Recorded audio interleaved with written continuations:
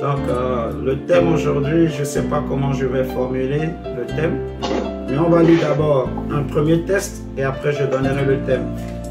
2 Corinthiens chapitre 3. On va lire 2 Corinthiens chapitre 3, versets 12 à 18. 2 Corinthiens chapitre 3, versets 12 à 18.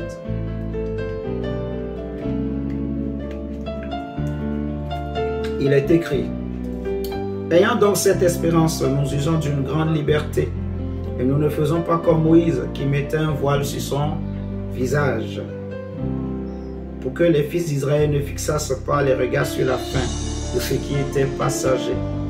Mais ils sont devenus durs d'entendement, car jusqu'à ce jour, le même voile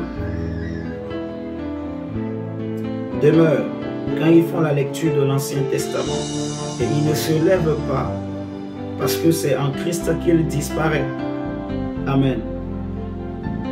On dit: mais ils sont devenus durs d'entendement, verset 14, car jusqu'à ce jour, le même voile demeure. Le même voile demeure quand ils font la lecture de l'Ancien Testament, et ils ne se lèvent pas. C'est-à-dire le voile, parce que c'est en Christ qu'il disparaît. Jusqu'à ce jour, verset 15, quand on lit Moïse, un voile est jeté sur le cœur. Mais lorsque les cœurs se convertissent au Seigneur, le voile est ôté. Or, le Seigneur, c'est l'Esprit. Et là où est l'Esprit du Seigneur, là est la liberté. Nous tous qui, le visage découvert, contemplons comme dans un miroir la gloire du Seigneur, nous sommes transformés à la même image, de gloire en gloire, comme par le Seigneur, l'Esprit. La partie qui va nous intéresser surtout, c'est du verset 14 au verset 17. Je peux même déjà m'arrêter au verset 16, mais la pensée que le Seigneur m'a communiquée ce soir, ce que Dieu m'a interpellé, c'est la partie où on dit que jusqu'à aujourd'hui, lorsque on lit Moïse, lorsqu'on fait la lecture de l'Ancien Testament, il y a un voile qui est jeté sur des cœurs. Vous m'entendez ce soir? Il y a un voile qui est projeté sur des cœurs, et ce voile ne se lève pas. Ce voile ne peut pas être ôté, car c'est seulement lorsque les cœurs se convertissent au Seigneur Jésus-Christ que le voile est ôté. Vous voyez?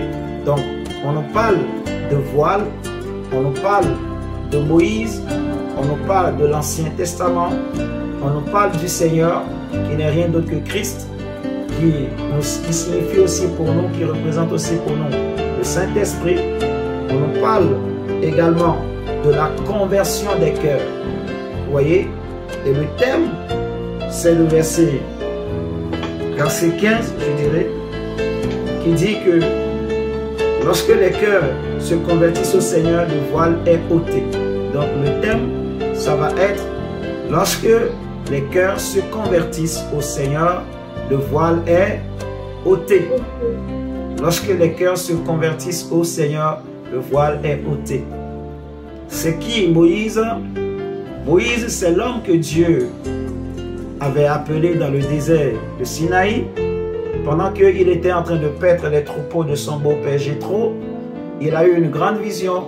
Il voit un buisson en flamme, mais qui ne se consumait pas.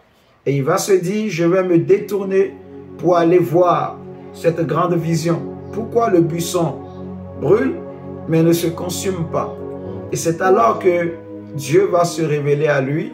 Il va lui dire que je suis le Dieu de ton père Abraham, Isaac et Jacob, et que j'ai entendu les pleurs de mon peuple qui est en esclavage en Égypte. Je suis descendu pour les délivrer. Va vers Pharaon, je t'envoie vers Pharaon pour aller libérer mon peuple. Je t'envoie en Égypte pour aller libérer mon peuple. La parole de Dieu nous montre que Moïse était un homme. La Bible dira que c'était l'homme le plus puissant, le plus patient plutôt, sur toute la terre. Vous voyez, Moïse était un grand prophète pour Israël. Moïse, c'est le prophète de la délivrance, de l'exode, de la libération de l'esclavage. Vous voyez, Dieu a fait de grands miracles avec Moïse pour Israël. On connaît les 10 plaies de l'Égypte. On connaît le miracle de la mer Rouge qui se sépare en deux. Vous voyez, la Bible nous parle même comment on appelle ça, de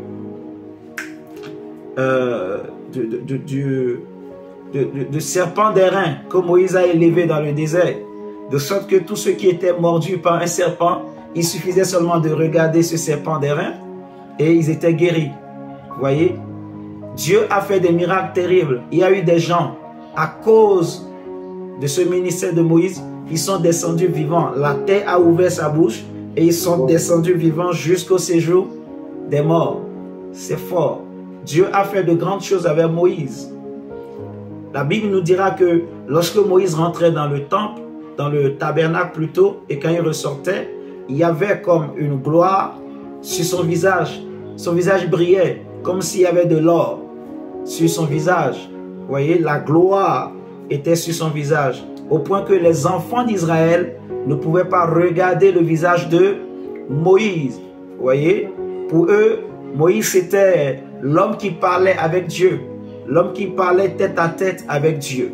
Dieu lui-même dira que lorsque je veux parler aux autres prophètes, je ne leur parle pas des songes, des rêves, des visions, mais Moïse, je lui parle de bouche à bouche, comme un homme parle à son frère, à son ami. Vous voyez? Donc, Moïse, quand il sortait du tabernacle, il était obligé de mettre un voile sur son visage à cause de la gloire de Dieu qui était sur son visage. Et c'est ce que Paul est en train d'expliquer en utilisant on va dire, ce comportement de Moïse, mais qui cache une vérité biblique. Paul dira que jusqu'à aujourd'hui, lorsqu'on fait la lecture des commandements que Dieu avait donnés au peuple d'Israël au travers de Moïse, il y en a beaucoup.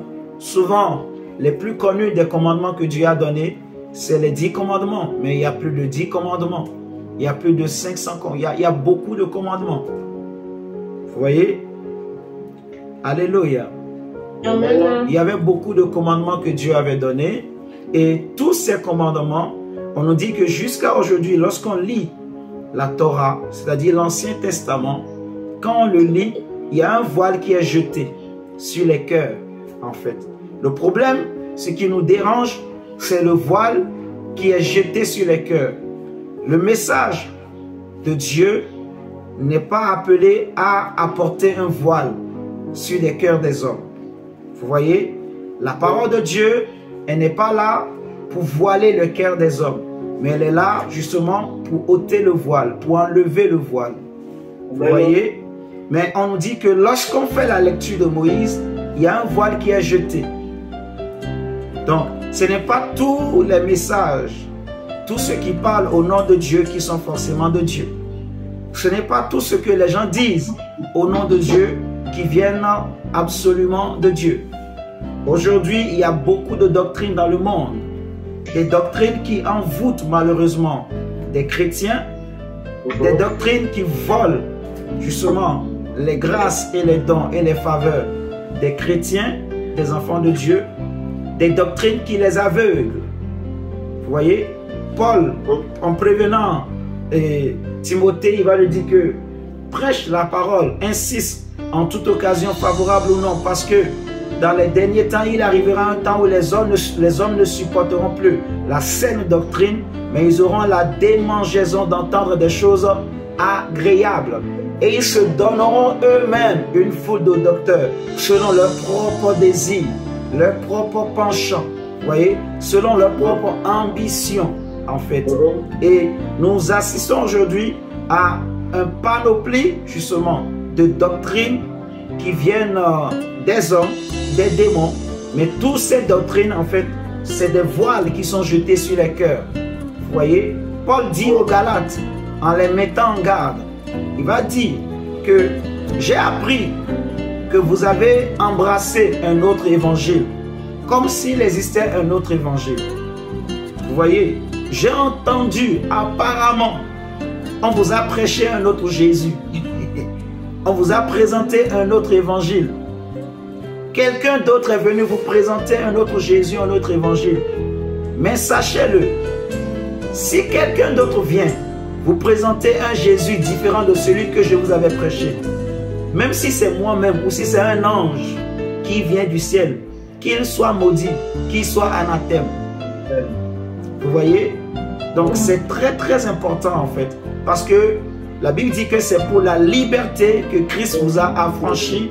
Ne devenez plus esclaves des hommes. Vous voyez? Jusqu'à aujourd'hui, lorsque on lit Moïse, un voile est jeté sur les cœurs.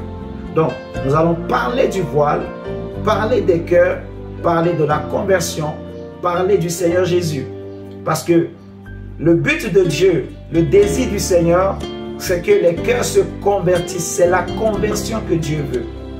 Et je me pose la question à moi-même, est-ce que je suis réellement converti?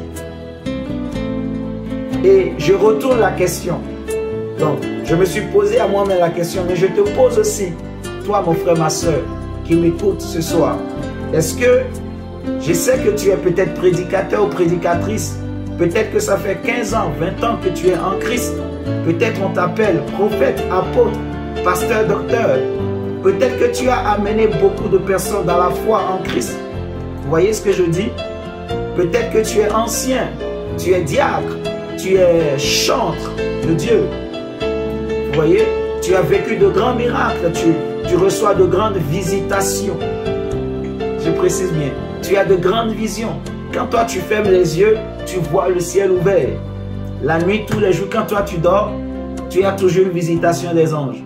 Dieu t'amène tout le temps au ciel. Il y a comme une autoroute entre la terre et le ciel. Quand toi tu fermes les yeux, pouf, tu te retrouves au ciel. Mais je pose une question. Suis-je réellement converti? Et est-ce que tu es réellement converti? Parce que quand les cœurs ne sont pas convertis, le voile ne peut pas être ôté. Vous êtes en train de me comprendre. C'est vraiment ce que le Seigneur m'a soufflé pendant que j'étais en train de méditer, que le Seigneur m'a interpellé, il a attiré mon attention sur ça, parce que nous sommes en train de faire un travail justement par rapport au voile. Vous voyez, le voile de l'ignorance, le voile que peut amener la chair, le voile que le diable met en place justement pour envoûter en fait. Vous voyez, Paul disait aux mêmes Galates qu'il a mis en garde, il va leur dire qui vous a ensorcelé, autrement dit qui vous a envoûté. Vous voyez, vous aux yeux de qui Jésus-Christ avait été peint comme crucifié. Aujourd'hui, il y a beaucoup de doctrines. Il y a des gens qui utilisent la Kabbale juive, ils utilisent le Talmud. Il y en a qui maintenant, ils commencent par, ils veulent que nous tous, pas tout le monde parle grec, hébreu, je ne sais pas, araméen. Donc tous les mots qu'ils peuvent traduire en grec et hébreu, ils le disent. Si c'est juste pour faire un peu de fun, vous voyez, pour faire comme les gens, pour faire un peu de, je sais pas, pour amener un peu de joie, ça va. Mais si vraiment, les gens, ils pensent que c'est en utilisant l'hébreu, en disant Pierre en hébreu, ou Pierre en grec, que c'est ça qui va changer et que ça va amener l'onction, on n'a rien compris. Ce n'est pas les Grecs, ou l'araméen, ou l'hébreu qui sauvent, qui ôte le voile, c'est la conversion. C'est la circoncision du cœur qui est important, mes chers amis. Que celui qui dit Jésus en français, ou en hébreu, ou en grec, s'il est converti, il va être sauvé. Mais toi, tu vas traduire la Bible en grec, mais tu ne seras pas sauvé si ton cœur n'est pas converti. Donc, je ne dis pas que ce n'est pas bien d'utiliser le grec. Je ne dis pas que ce n'est pas bien d'utiliser l'hébreu. Est-ce qu'on est d'accord? Parce que nous tous, pour bien comprendre le sens étymologique même des mots, des fois on va regarder voilà, la langue dans laquelle le mot a été utilisé pour voir tous les sens possibles, toutes les traductions possibles que ce mot peut avoir. Ça nous permet de mieux comprendre la pensée du Seigneur, vous voyez? Mais ce que je suis en train de remarquer, c'est qu'il y a comme un phénomène aujourd'hui, en fait, où les gens sont en train de... Il y a beaucoup de choses, en fait. Il y a beaucoup de vent aujourd'hui. Il y en a qui amènent un évangile, ils veulent faire croire à tous les pasteurs, prophètes, maintenant, que pour avoir l'onction, il faut aller faire la Kabbale juive. Il faut utiliser le Talmud. Donc vous allez voir, il y en a beaucoup, ils utilisent. C'est coupé? Non, c'est pas coupé, ça. Non. C'est pas coupé. Ouais. Donc, ils font croire aux gens que, voilà, pour avoir l'onction, il faut utiliser la Kabbale juive. Vous voyez? Il y en a, ils font croire que, voilà, le Talmud, la Kabbale juive, le chauffard, hein, les grosses cornes là, parce qu'on a dit qu'on avait utilisé une corne pour oindre David. Donc, tout le monde, on veut chercher des chauffards, des cornes, on veut chercher des Talmuds, on veut porter les trucs là des juifs sur la tête. C'est pas ça qui est important. Donc, il y en a aujourd'hui, donc, ils prennent la Bible, ils veulent traduire tous les mots. Donc, s'ils peuvent lire la Bible en grec, c'est-à-dire ils vont prêcher en grec, tout ça, ils vont le faire. C'est pas ça qui est important. Et nous allons parler vraiment, par la grâce du Seigneur, pour que chacun de nous s'examine, qu'on revienne vraiment à l'essentiel, à ce qui est essentiel. Jésus dit à Marthe que tu t'agites et tu t'inquiètes pour beaucoup de choses. Mais une seule chose est nécessaire, est importante. Et Marie a choisi la bonne part qui ne lui sera jamais ôtée. Alléluia. Amen. Je vous dis la vérité, il y aura beaucoup de surprises. Beaucoup de surprises. Parce que les gens, ils peuvent parler grec et hébreu, tout ça, mais le cœur n'est pas converti. Le cœur n'est pas circoncis. Et vous allez voir par la grâce de Dieu avec moi. Donc, le Seigneur insiste que le voile, tant que le cœur n'est pas circoncis ou converti, le voile n'est pas ôté. On est d'accord? Maintenant, nous allons nous poser la question. Donc, c'est quoi d'abord la circoncision? Prenez avec moi Éphésiens 2. Prenons Éphésiens chapitre 2, verset 11.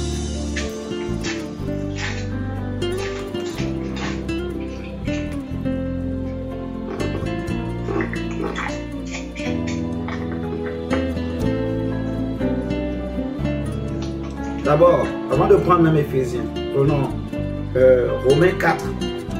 Non.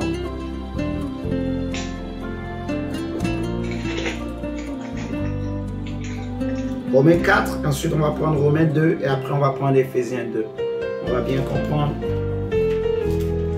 Parce que là, je vais répondre à la question, c'est quoi la conversion ou la circoncision? Amen. Amen. Romains chapitre 4, nous allons prendre Romains chapitre 4, le verset 8 à 12. La Bible nous dit que heureux l'homme à qui le Seigneur n'impute pas son péché. Ce bonheur n'est-il que pour les circoncis ou est-il également pour les incirconcis? Car nous disons que la foi fut imputée à justice à Abraham. Comment donc lui fut-elle imputée? Était-ce après ou avant sa circoncision? On dit, il n'était pas encore circoncis, il était incirconcis. Et il reçut le signe de la circoncision comme sceau de la justice qu'il avait obtenue par la foi quand il était incirconcis. Est-ce que je voulais que on relise le verset pour bien comprendre? C'est très important de bien comprendre c'est quoi la circoncision. En fait, quand on parle de la conversion, on veut parler de la circoncision. Vous voyez? Et il y a deux types de circoncision. Il y a deux types de circoncision. Et de la même manière qu'il y a deux types de circoncision, mes frères et sœurs, il y a aussi deux types de conversion. Il y a des conversions en apparence. Il y a des conversions intérieures, du cœur. Et la conversion que Dieu veut, ce n'est pas la conversion qui est visible par les hommes. Vous voyez? C'est la conversion du cœur, c'est la circoncision du cœur.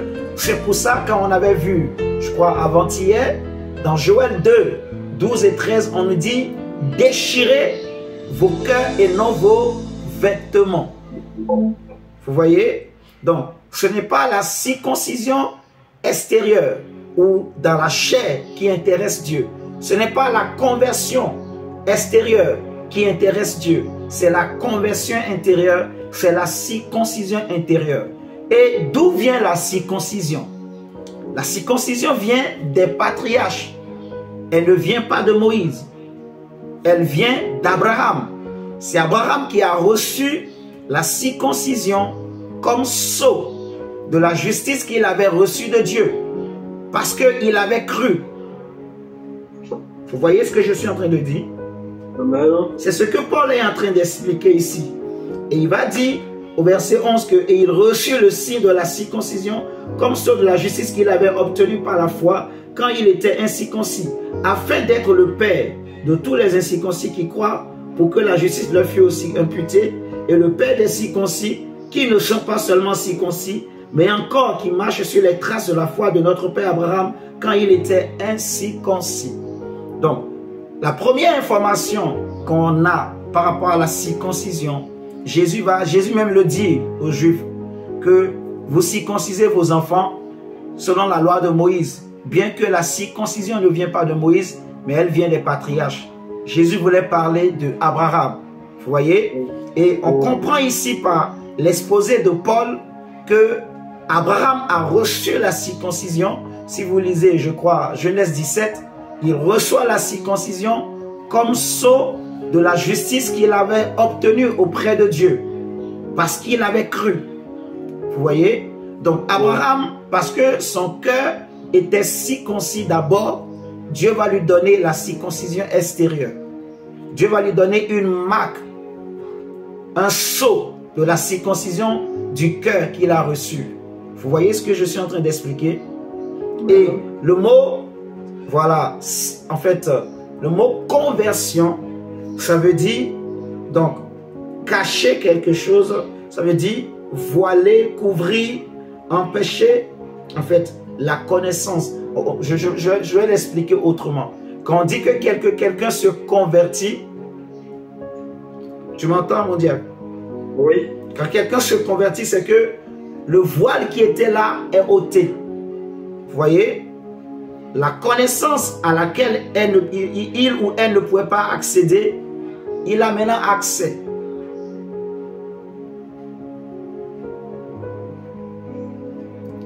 Est-ce que c'est clair? C'est pas... c'est pas clair. En fait, ce n'est pas un changement d'étape, mon évangéliste. On dit ça aussi, on dit la repentance. Ce que tu es en train de dire, c'est la repentance, le retour en arrière. Ça veut dire, ça c'est la repentance, ce que tu dis. Mais c'est pareil, parce que dans la conversion, il y a la repentance en fait. D'accord. Tu vois? On dit la repentance, c'est en fait rebrousser chemin. Ça veut dire rebrousser chemin. Donc retourner sur ses pas. Tu vois? Oui. Ça veut dire changement aussi de mentalité, changement de mentalité. Ok. Vous voyez? Ça, c'est la repentance. Mais tout ça, c'est dans la conversion, en fait. Vous voyez? C'est dans la conversion. Donc, quelqu'un qui est converti, il est tout d'abord repenti. Et on va le voir tout à l'heure au travers du ministère de Jean-Baptiste. Pour le moment là, nous sommes en train d'expliquer c'est quoi la conversion, c'est quoi la circoncision. On a vu ici que la circoncision, c'est Abraham qui l'a reçue. Et c'était un sceau. Vous voyez? C'est un sceau. Dieu va lui dire que tu vas circoncire tous les mâles de ta famille. Donc c'était un sceau qui était fait dans la chair. Vous voyez? Si vous prenez Romains chapitre 2 avec moi. Romains 2, le verset 28 et 29. La Bible nous dit que le juif, ce n'est pas celui qui en a les dehors. Et la circoncision, ce n'est pas celle qui est visible dans la chair. Vous voyez? Donc, comme je disais tout à l'heure au début, il y a deux types de circoncision. Il y a deux types aussi de conversion. Vous voyez? Il y a une circoncision qui est dans la chair, c'est-à-dire qui est visible. Qui est visible dans le corps. C'est une marque dans le corps. C'est un sceau dans le corps. Nous allons le voir.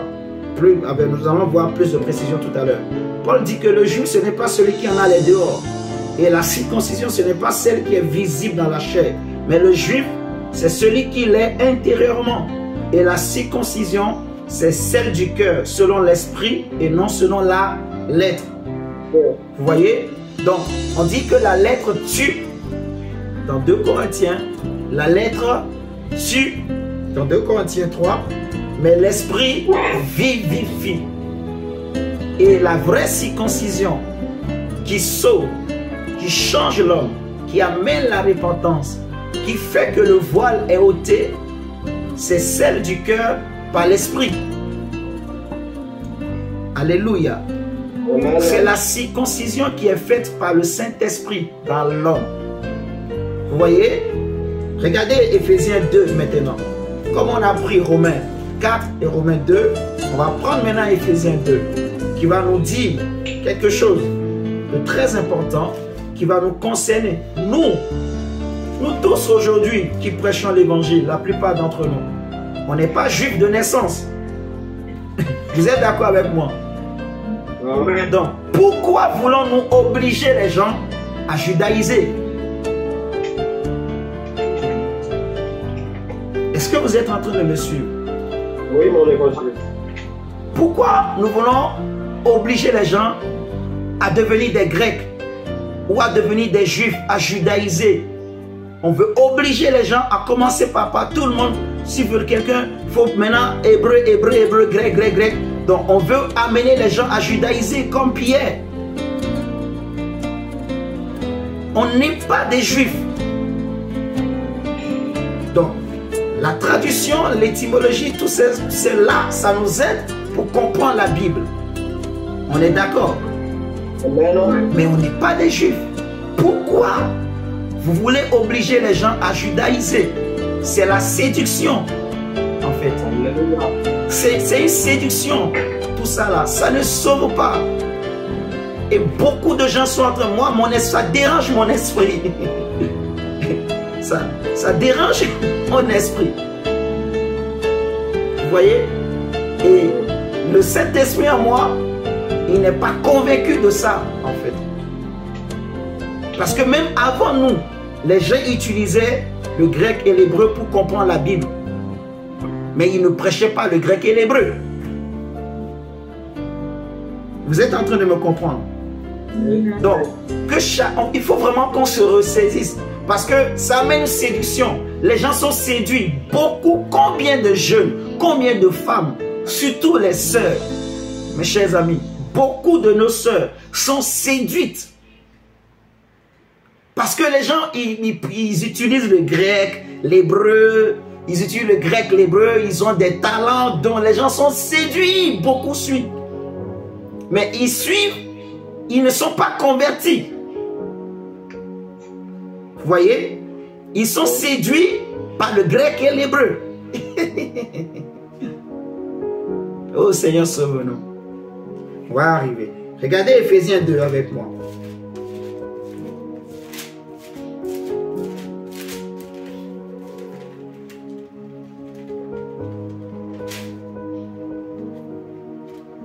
Éphésiens 2, le verset 11. Regardez ce que la Bible nous dit. C'est pourquoi, verset 11, vous autrefois païens dans la chair, appelés incirconcis. Vous voyez? Par ceux qu'on appelle circoncis et qui le sont en la chair par la main de l'homme. Je répète, c'est pourquoi vous, Paul ici, il parle à qui? Aux Éphésiens. C'est-à-dire, c'était des Grecs qui se sont convertis au christianisme, qui ont accepté l'évangile de Jésus-Christ que les apôtres leur ont apporté. Vous voyez? Donc, c'était des Grecs, les Éphésiens. Et les Grecs étaient considérés comme des païens. Les Grecs étaient considérés comme des incirconcis par les Juifs. Les Juifs se disaient que eux, ils sont un peuple pur. Comme Hitler pensait que les Allemands étaient une race, je ne sais pas comment dire, une race royale ou bien une race à part, race élevée. C'est-à-dire c'est la race humaine qui est élevée au-dessus de toutes les races. Donc il faut que cette race allemande domine toutes les races. C'était la pensée, la théorie de Hitler. Hitler voulait établir une race comme les Allemands sur tout le monde entier. Donc des hommes qui ont la taille des Allemands, qui ont le langage des Allemands, qui parlent, qui marchent comme les Allemands, qui rient, qui rigolent comme les Allemands, chers amis. Mais malheureusement, son plan n'a pas réussi. Dieu a renversé son plan. Les Juifs aussi, ils se croyaient comme étant un peuple pur.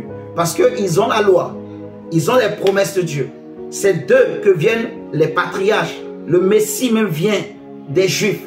Vous voyez, c'est eux qui avaient le vrai Dieu. Nous étions sans Dieu, sans Christ, sans espérance dans le monde. Vous voyez, les Grecs étaient appelés incirconcis par les Juifs.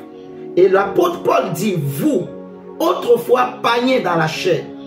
Donc, autrefois, c'est-à-dire hier, vous étiez païens. Appelés incirconcis. On vous appelle incirconcis par ceux qu'on appelle circoncis. Et ils sont circoncis dans la chair par la main de l'homme. C'est-à-dire quoi? La circoncision, il fallait couper, excusez-moi, le prépuce de l'enfant. Vous savez ça? Ça se fait en Afrique, ça se fait aussi dans les pays maghrébins, ça se fait aussi en Europe, ainsi de suite. Il y a beaucoup de civilisations qui le font. Et c'était le signe que Dieu avait donné à Abraham de son alliance, le signe de l'alliance de Dieu avec Abraham, avec la famille d'Abraham. C'était le signe de la justice que Abraham a reçu. C'était le signe extérieur de la conversion intérieure d'Abraham. Je répète, la circoncision était le signe de la circoncision intérieure. Et la circoncision intérieure, c'est ça qu'on appelle la conversion. Est-ce que c'est clair pour nous tous jusque-là? Amen. Malheureusement aujourd'hui, mes chers amis, on voit des conversions qui sont extérieures. Et nous allons bien comprendre. Là, on a expliqué c'est quoi la circoncision, la conversion, d'où vient la circoncision. Le Seigneur dit c'est seulement quand les cœurs se convertissent, c'est-à-dire quand les cœurs reçoivent la circoncision du cœur, quand les cœurs sont circoncis, que le voile peut être ôté. Alléluia. Et maintenant, celui qui a apporté, en fait, ce message de circoncision de cœur, on avait vu dernièrement dans Joël 2, 12 à 13, Dieu dit, revenez à moi de tout votre cœur avec des pleurs et des lamentations. Pleurez sur vous, Jésus le dit, et sur vos enfants et sur vos familles. Car si on fait ces choses au bois vert, quand sera-t-il du bois sec? Et il dit au verset 13, déchirez vos cœurs et non vos vêtements. Donc, convertissez-vous du cœur. Donc, circoncisez vos cœurs et non l'extérieur. Vous voyez? Et Dieu, pour préparer le chemin de la venue du Messie, il fallait que les cœurs soient circoncis. Parce que Jésus est celui qui vient pour ôter le voile. C'est pour ça l'apôtre Paul dit que c'est seulement quand les cœurs se convertissent à Christ que le voile est ôté. Donc quand les cœurs ne sont pas convertis, on peut beau prêcher l'évangile. Quand le cœur n'est pas changé, quand le cœur de Pierre, le cœur idolâtre, le cœur égoïste, le cœur méchant, le cœur mauvais, le cœur hypocrite, n'a pas été changé, n'a pas été transformé, n'a pas été opéré, quand Dieu, si la personne n'accepte pas que Dieu opère cette opération dans son cœur, on peut beau prêcher l'évangile, la personne peut tomber au moins même 10 000 fois sous l'onction de Dieu. Mais le voile ne sera jamais ôté. Elle va tomber, elle se relève, elle restera la même. Est-ce que vous m'entendez ce soir? Jean-Baptiste arrive. Regardez avec moi, par exemple. Je sais pas, le Seigneur fera grâce, on aura le temps. Prenez avec moi. Seigneur, merci. Luc plutôt 1. Luc 1.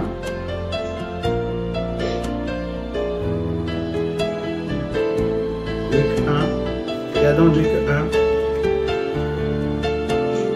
Celui qui est venu avec ce message de conversion, de changement, les prophètes ont prêché ça, mais la voix qui crie dans le désert, c'est-à-dire Jean-Baptiste, qui est venu préparer le chemin du Seigneur, il est venu justement pour amener les cœurs à se convertir. Vous voyez, pour recevoir Christ. Et c'est ce que la Bible nous dit. Dans Luc chapitre 1, verset 16 à 17, l'ange dit: il ramènera plusieurs des fils d'Israël au Seigneur leur Dieu. Il marchera devant Dieu avec l'esprit et la puissance d'Élie pour ramener les cœurs des pères vers les enfants et les rebelles à la sagesse des justes, afin de préparer au Seigneur un peuple bien disposé. Vous voyez? Donc, on voit toujours dans Luc chapitre 3, Jean-Baptiste, il reçoit l'appel du Seigneur. D'abord, l'ange annonce qu'il va marcher avec l'esprit et la puissance d'Élie pour ramener les cœurs des fils et des filles, donc, vers le Seigneur leur Dieu. Vous voyez? Il vient pour ramener les cœurs vers Dieu, pour ramener les cœurs vers Dieu, pour que les cœurs se convertissent. Alléluia. Que les cœurs se convertissent, que les hommes soient circoncis de cœur, que les cœurs changent. Oh Dieu. Regardez avec moi Luc chapitre 3. On voit Jean-Baptiste qui reçoit son appel. On nous dit que la 15e année du règne de Tibère César, lorsque Ponce Pilate était gouverneur de la Judée, Hérode tétrarque de la Galilée, son frère Philippe tétrarque de l'Ithurée et du territoire de la Traconite, Lysanias tétrarque de l'Abilène, et du temps des souverains sacrificateurs Anne et Caïphe, la parole de Dieu fut adressée à Jean, fils de Zacharie, dans le désert. Et il alla dans tout le pays des environs du Jourdain, prêchant le baptême de repentance. Vous voyez? Donc, la question que tu posais tout à l'heure, mon diacre, donc, la repentance, c'est ça qui est, en fait, changement de mentalité, et ça signifie aussi, en fait, revenir sur ses pas, tu vois, rebrousser chemin. Donc, c'est comme quelqu'un qui avait pris un mauvais chemin, mais on l'ouvre ses yeux, et il prend la décision de sortir de ce mauvais chemin, de revenir en arrière. Tu vois?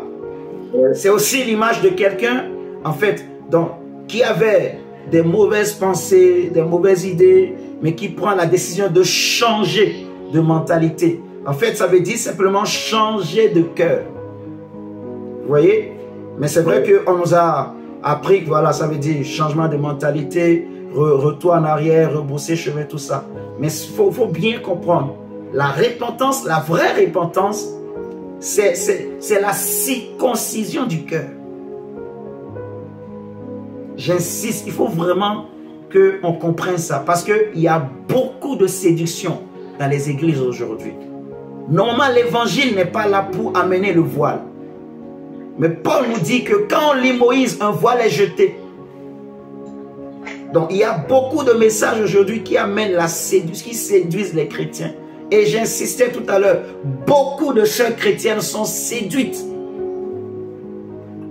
Parce que les gens, voilà, il y en a, c'est la Torah, c'est le Talmud, c'est la Kabbale, il y en a, c'est le grec, c'est l'hébreu. Pourquoi vous voulez amener les gens, j'insiste, à judaïser? Nous, on n'est pas juifs.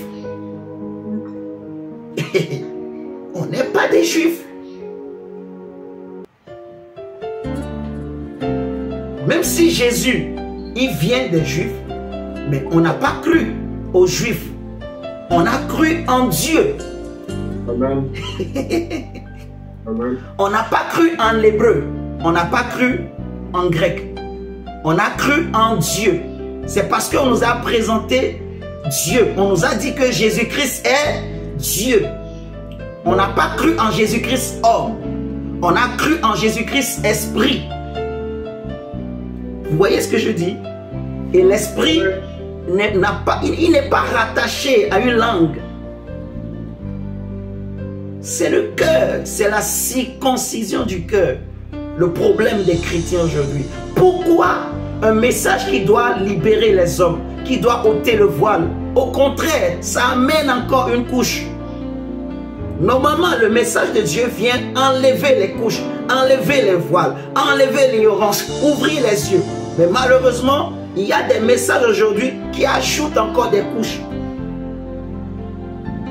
qui veulent amener les gens à devenir des juifs, à commencer par judaïser, à commencer par grécoriser, je ne sais pas si ça existe. Ça veut dire, je veux dire, à commencer par vouloir vivre comme des Grecs, à parler comme des Grecs. Je vais vous poser une question. Il y a des gens qui n'ont jamais été à l'école. Ils n'ont jamais été à l'école. Mais on leur prêche l'évangile. Et ils acceptent Jésus. Il existe des hommes comme ça que Dieu a puissamment utilisé. Ces hommes-là, est-ce que vous allez leur dire que s'ils ne parlent pas l'hébreu et le grec, donc le Jésus en qui ils ont cru, le Dieu en qui ils ont cru, c'est un faux Dieu? Est-ce que vous allez leur dire que donc, s'ils ne disent pas Jésus en hébreu ou en grec, ça veut dire que le Jésus qu'il est en train d'invoquer, même si c'est un paysan, mais on lui a présenté Tata Zambé, on lui a présenté, je ne sais pas moi, on lui a présenté un Dieu, Jésus, Mahou, Jésus-Christ. Même si c'est dans sa langue maternelle, on lui a dit qu'il y a un seul Dieu. Un Dieu qu'il aime, qui vient le sauver. Il est touché, il a cru en ce Dieu. Oh. Donc, c'est parce qu'il ne peut pas lire le grec et l'hébreu. Donc, ça veut dire que vous voyez pas que c'est une séduction. Vous êtes en train de me comprendre. La Bible dit que le diable est rusé. Il est malin. Comme pas possible. De même que le serpent séduisit Ève par sa ruse. Paul dit, je crains que vous aussi vos cœurs ne s'appesantissent et ne se détournent de la simplicité. Vous voyez, l'évangile de Jésus est simple. L'évangile qu'on nous a prêché est simple. L'évangile que les apôtres nous ont laissé léguer est simple. Mais oui, des personnes qui ont prêché cette simplicité de l'évangile, aujourd'hui, commencent par compliquer les choses. L'évangile n'est pas compliqué. Ce n'est pas parce que tu ne sais pas lire que tu ne peux pas être sauvé. Ce n'est pas parce que quelqu'un ne sait pas lire. Parce que imaginons les gens qui ne peuvent pas lire. Comment ils vont faire avec le grec et l'hébreu? D'ailleurs, même nous les prédicateurs aujourd'hui là, on aime bien utiliser un peu l'anglais, tout ça, pour faire un peu fashion, pour faire un peu du fun. Hein, les jeunes.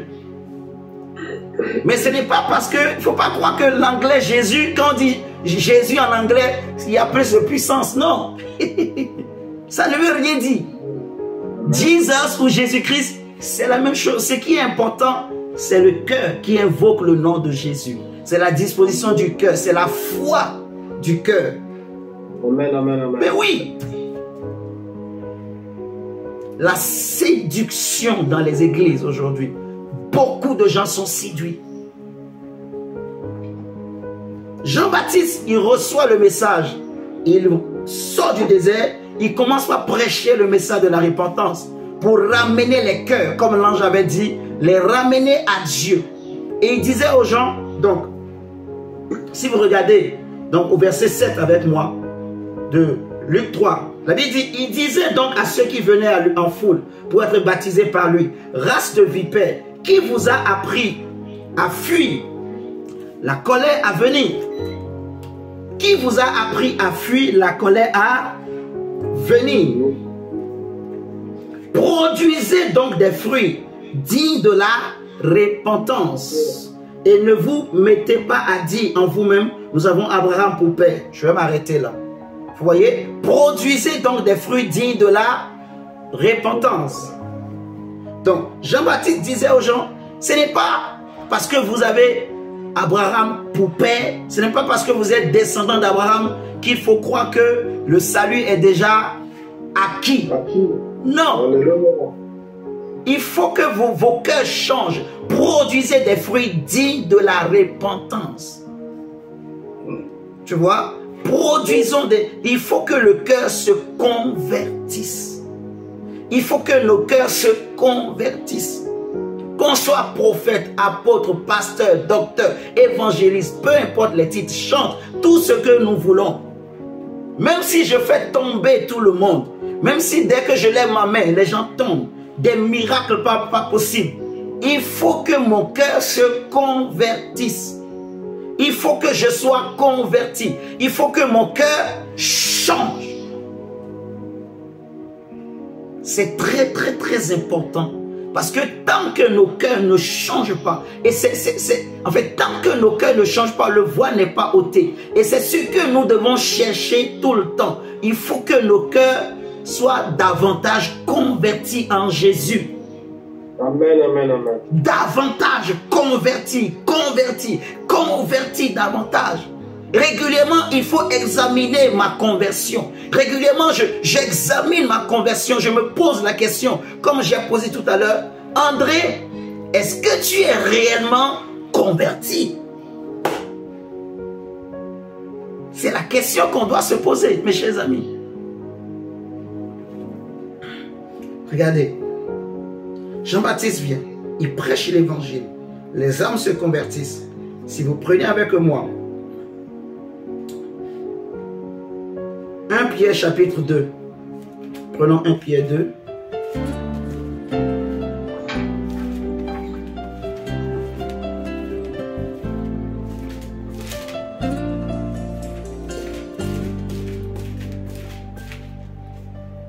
Un Pierre 2, le verset 25. Paul dit ceci: car vous étiez comme des brebis errantes, mais maintenant vous êtes retournés vers le pasteur et le gardien de vos âmes. On est d'accord? Oui. Car vous étiez, 1 Pierre chapitre 2 verset 25, car vous étiez comme des brebis errantes, des brebis sans père, sans berger. Vous étiez sans berger. Vous étiez sans conducteur. Vous étiez sans but dans la vie. Vous voyez?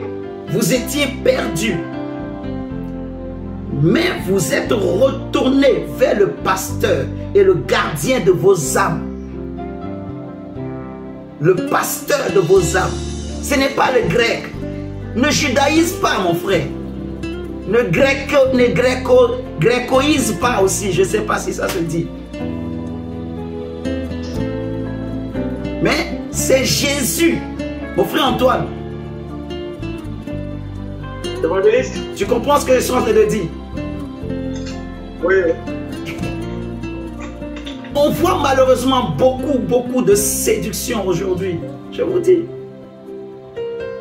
Il y en a qui prennent tout, ils veulent porter les chapeaux des juifs là sur la tête. Donc, comme quoi, si c'est ça qui amène l'onction là, ça fait que il y en a qui veulent aller se baigner, voilà, dans le fleuve du Jourdain là-bas. Il y en a qui vont dans le tombeau où Jésus était, on avait mis son corps, pensant qu'il y a une partie de l'onction qui est restée là, une partie de l'esprit de Jésus qui est resté dans la tombe. Dès qu'ils arrivent là, ils font certaines prières, il y en a, ils touchent le mur. Oh my God! C'est ici où mon Jésus était. On avait enterré Jésus, je vais récupérer quelque chose. C'est de la magie. Alléluia. Chers amis, c'est de la séduction comme pas possible. Il y en a qui organisent des excursions. Et les chrétiens, comme ils sont séduits, mal enseignés, on leur dit voilà, chacun paye 200 €, 500 €, pèlerinage à Jérusalem, on va aller dans la tombe de Jésus. Il y en a qui tremblent, émotion. Surtout les Français. Je vais voir la tombe de mon Seigneur.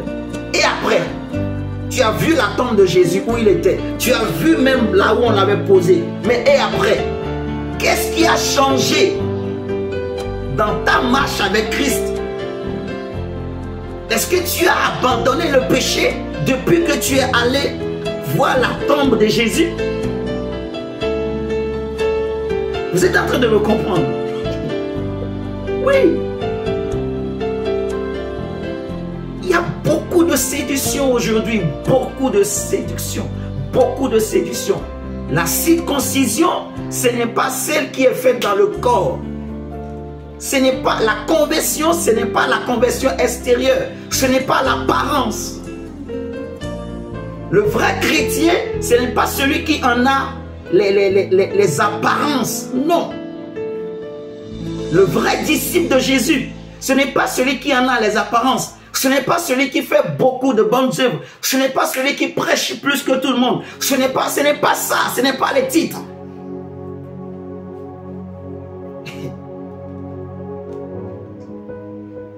Mon frère, moi je veux être sauvé. Je crois que toi aussi tu veux être sauvé, mon frère, ma soeur. Vous m'entendez ce soir? Je crois que ma soeur, comme tu veux être sauvé. Je crois que vraiment tu aimes tellement Jésus et tu es déterminé à être sauvé. Je crois que même ma femme aussi, elle aime tellement Jésus, elle veut être sauvée. Amen. Mes amis, je crois que, en fait, et c'est pour ça que nous sommes en train de faire jeûne et prière, pour que le Seigneur enlève le voile. Et c'est ça, en fait. Vous voyez, ce genre de message, c'est pour nous montrer combien l'ennemi est en train de travailler pour voiler les chrétiens, voiler, séduire. Séduire. En utilisant des messages, des enseignements, au nom de Jésus. Il y en a qui viennent au nom de Jésus, ils prêchent au nom de Jésus, ils parlent au nom de Jésus. Mais en réalité, leur message, ça amène des couches de voile. Au lieu d'ôter le voile, au lieu d'illuminer le cœur, ça amène une illumination qui n'est rien d'autre qu'un voile, en fait. Qu'est-ce que je vais gagner en prononçant le nom de Jésus en grec ou en hébreu? Dites-moi. Franchement, je ne sais pas quoi. Pourquoi les chrétiens... En fait, Paul dit, je parle en langue, en esprit, mais je parle en langue aussi avec mon intelligence. Dieu m'a donné aussi une intelligence quand même. Est-ce qu'on a peur des hommes ou on a peur de Dieu? Est-ce qu'on craint Dieu ou on craint les hommes? Il ne faut pas qu'on se séduise nous-mêmes. Non. Il ne faut pas dire que moi je crains Dieu. Mais dans les faits, tu ne manifestes pas ça. Ce n'est pas vrai. Tu te séduis toi-même. Alléluia, mes frères et sœurs. Oui. Regardez. Matthieu 13. Ah, Seigneur. Matthieu 13, 15. Matthieu 13, 15. Après, on va prendre Matthieu 23. Matthieu 13, chapitre 15.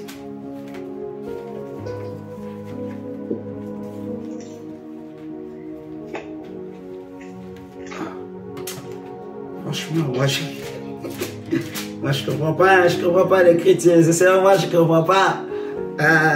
Moi je comprends pas.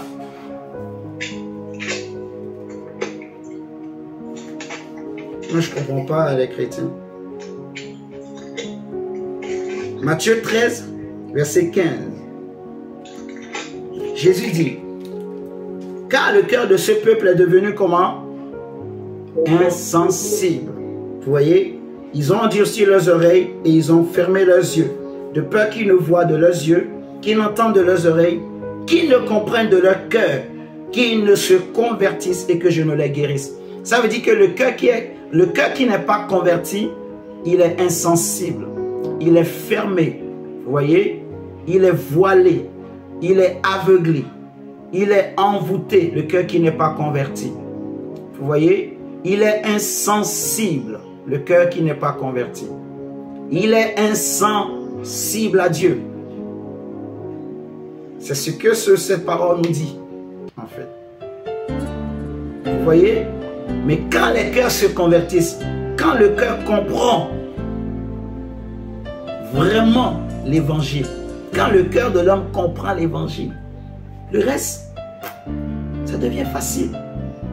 Quand le cœur de l'homme a compris l'évangile, même si on te parle hébreu, tu ne vas pas t'attacher à l'hébreu, tu ne vas pas t'attacher au grec. Non, parce que celui à qui il faut s'attacher, c'est Jésus. Amen, amen. C'est Jésus-Christ, c'est Jésus-Christ. C'est Jésus-Christ.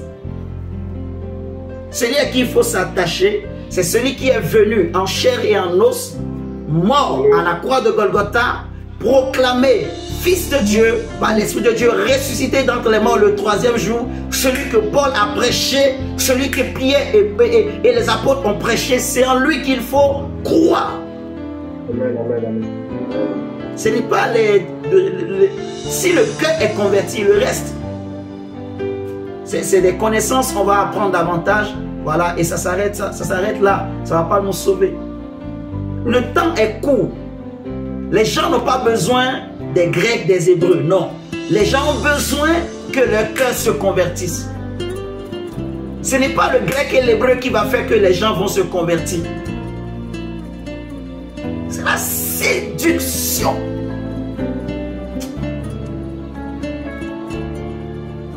Mon frère, j'aimerais qu'il y ait une sainte colère qui monte en toi. Que tu n'acceptes pas que les gens te séduisent. Il y a des enseignements aujourd'hui sur Internet, c'est la séduction, mais comme pas possible. Vous êtes en train de me comprendre. La Bible dit, garde ton cœur plus que toute autre chose, car de lui viennent les sources de la vie. J'insiste, tant que les cœurs ne sont pas convertis, le voile n'est pas ôté.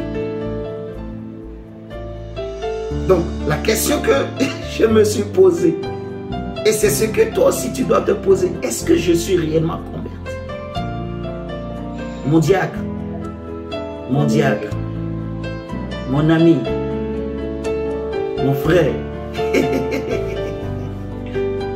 mes chers amis, mes soeurs, mes frères, même ceux qui n'ont pas pu se connecter ce soir, qui vont nous écouter plus tard, sommes-nous réellement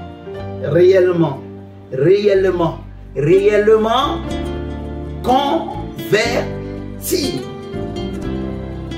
Est-ce que nos cœurs sont circoncis? Ou bien nous sommes hypocrites? Nous sommes idolâtres. Nous nous séduisons nous-mêmes. Nous faisons semblant, mais nous sommes des idolâtres. Nous marchons avec des gens par intérêt. Nous faisons les choses par intérêt. Regardez ce que Jésus dit aux Juifs dans Matthieu 23.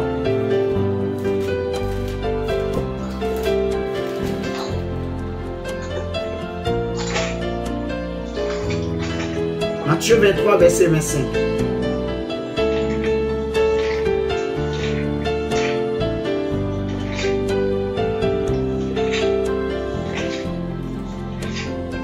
Vraiment, je prie vraiment que je n'ai indexé personne. C'est vraiment la parole du Seigneur. C'est la manière dont je ressens vraiment ce que le Seigneur veut vraiment insister. C'est pour ça que j'insiste vraiment par rapport à ça. Dieu veut qu'on ne soit pas attaché aux hommes, vous voyez, qu'on ne soit pas attaché à des systèmes, tout ça, mais que nos cœurs soient totalement 100% pour Jésus. qu'on revienne vraiment à la parole, qu'on revienne à l'essentiel.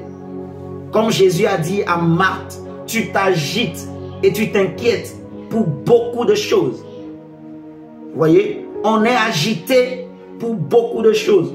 Ah, les Grecs, les Hébreux, c'est une agitation, c'est des séductions. Mais une seule chose est nécessaire, important.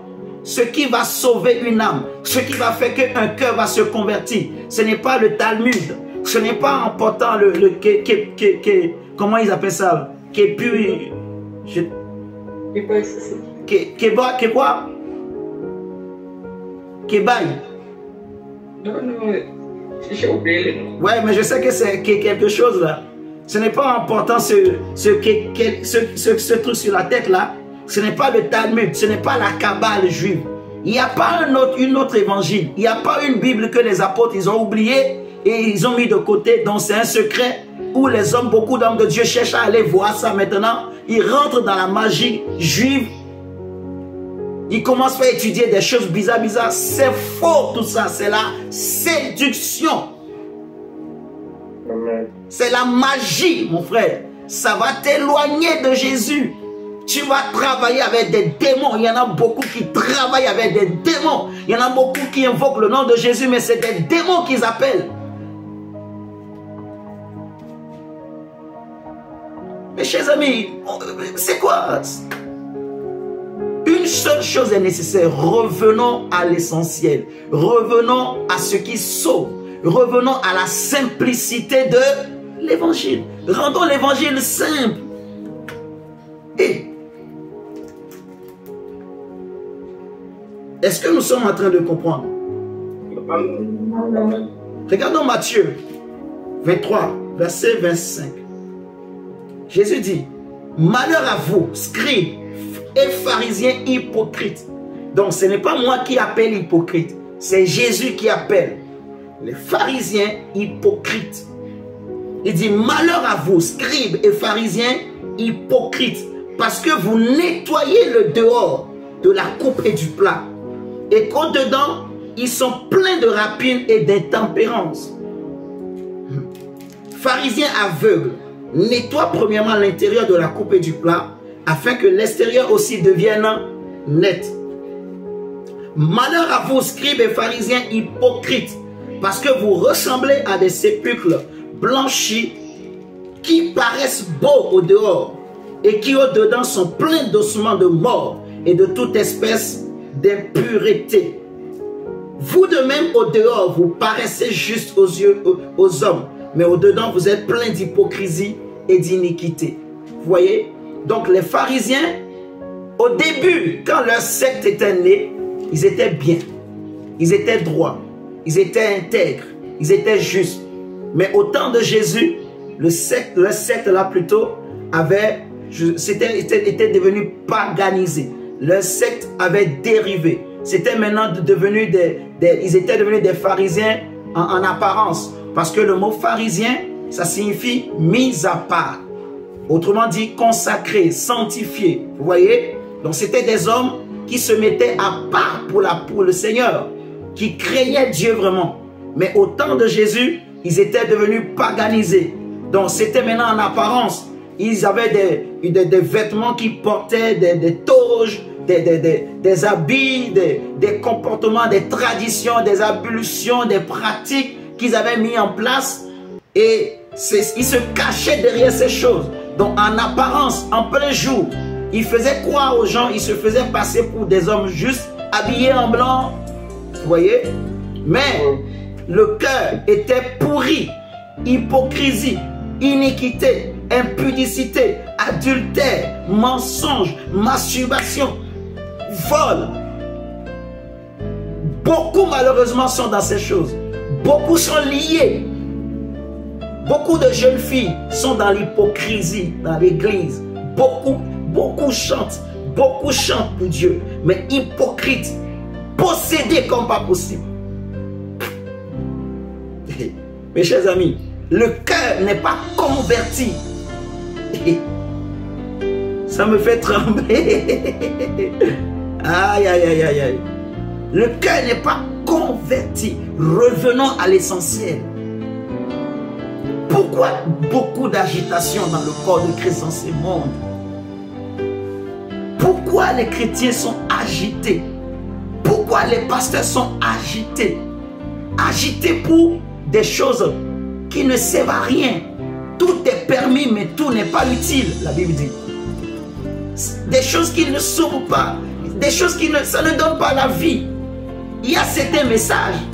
En fait, ça ne va pas sauver quelqu'un. Est-ce que vous m'entendez ce soir? Amen. Oui. Il y a des messages qui ne sauvent pas.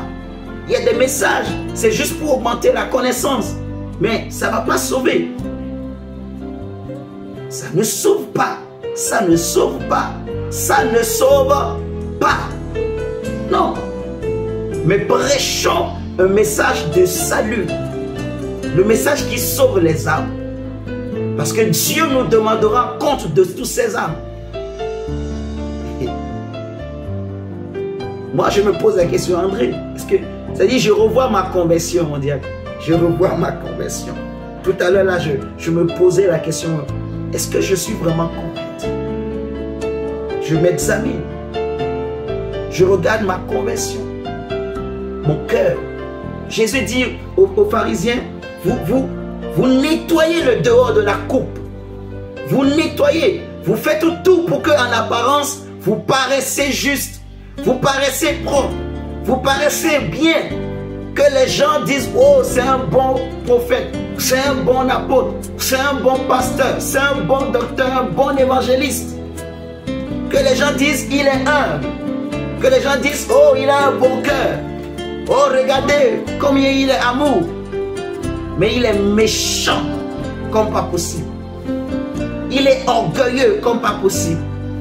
Il tape sa femme. Il est hypocrite dans le secret. Il est menteur. Il est dans les fraudes. Il est dans la magie. Il est dans la sorcellerie. Beaucoup de chrétiens, en fait. Il fait des faux coups. Oh my God. Il vole à gauche, à droite. Pour manger, il a des idées sournoises, des idées tordues. Il fait des mauvais coups pour survivre. Mais il est chrétien. Le cœur n'est pas converti. Vous m'entendez, mes frères et sœurs? Non.